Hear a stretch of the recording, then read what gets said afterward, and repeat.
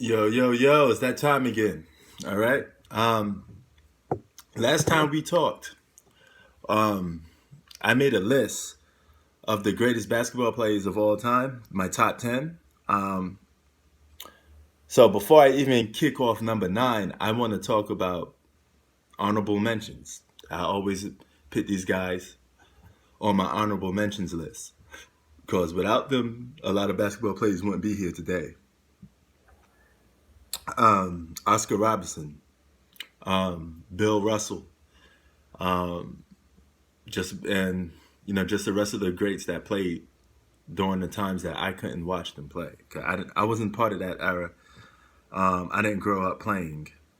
Watching basketball in that era. Okay, so just this. Just wanted to give them a quick shout out. They probably would have been on this list if I actually saw them play during their time. But I'm going from the '80s until now. Um, so number nine got drafted in 1984. He's a two-time NBA champion. Got to be a champion on this list.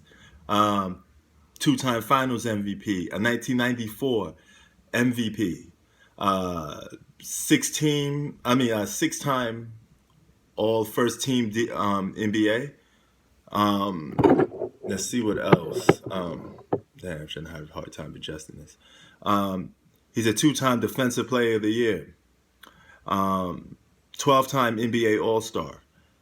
None other than the Dream, Hakeem Olajuwon. All right, this guy's number nine on my list. All right, in the era when Michael Jordan dominated, he pretty much owned the '90s. Right, this guy was arguably a top five best player of the '90s. He was the only guy. Once Jordan was left the game, he took that torch and carried it until Michael Jordan came back. Now, some things get held against him because he never was able to beat Jordan, but nevertheless he did when Jordan retired, and he took that torch. This guy was the most devastating big man in the post in terms of moves. His offensive skill set was crazy. He had the dream shake. Um, you never know what way he was going to hit you from. He played both ends of the floor. This guy's a former defensive player of the year. Did it twice. He could dominate both ends of the floor. He owned the post. Okay, he could also play make because he got a lot of guys like Kenny Spiff, Mario Ellie. He got those guys wide open threes because he would attract so much double teaming. Um, and he's one of the few superstars on my list that won the championship without having another legit All Star. This guy did it pretty much twice. But second time around, you could say he had Clyde Drexler, who was still an all-star, basically, an all-star style of player.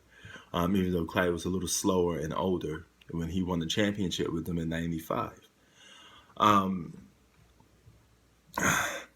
this guy went up against some of the best bigs in the game. The '90s had some of the best bigs. He went up against Shaq, schooled him. He went up against David Robinson, schooled him. Um, Patrick Ewing, schooled him. All right. Karl Malone, schooled him. Charles Barkley, schooled him. All right. Charles Barkley's not a center, but you get my drift. He beat everybody in the '90s basically, except for Michael Jordan, really. You know, um, I do believe the Bulls would have beat them in '94, but '95 I'm not so sure because the Bulls would have been a much older team then. Um, But you got to give this guy credit, man. This guy was one of the best basketball players ever. I think he's one of the top five centers of all time. You could put him at number two or three. His offensive skill set was elite. I mean, he was a monster. Um, he also had a good handle for a big guy. Back then, bigs wasn't known for handles. It was just pretty much post up back to the basket players. And this guy was able to get the job done. You know, by having a guard like skill set, which was crazy. Um, Also, I believe he's an Olympian. He's an Olympic champion. Sorry for that. Um, Just got through eating, so no, I'm a little tired, so to speak, or full.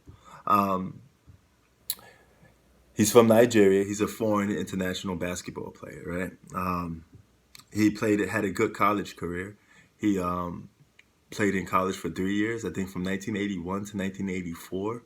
Um, he basically came around, the same time Jordan came. They both get drafted in the same draft. That was a deep draft class. And him and Jordan carried the torch for the '90s.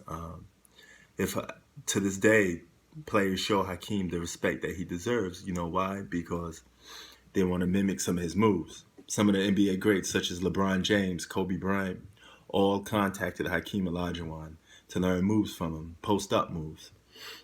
He's still teaching guys today in his game how to play post-up basketball and how to be efficient from the post and how to score in the various amount of ways in the post. Now, there's guys like Joel Embiid that people say is the next Hakeem Olajuwon. I don't see it really because his offensive skill set wasn't even up to par with Hakeem. So I kind of thought that was disrespectful. But Hakeem, put some respect on his name. Every player on this top 10, put some respect on their name. Hakeem the Dream Olajuwon, second best player of the 1990s, a beast, beat every center, every dominant center that he played against. He outplayed them. This man was a flat out all-time great. He fills a stat sheet with everything. He has everything you need to be on this list. Hakeem the Dream, baby. Peace.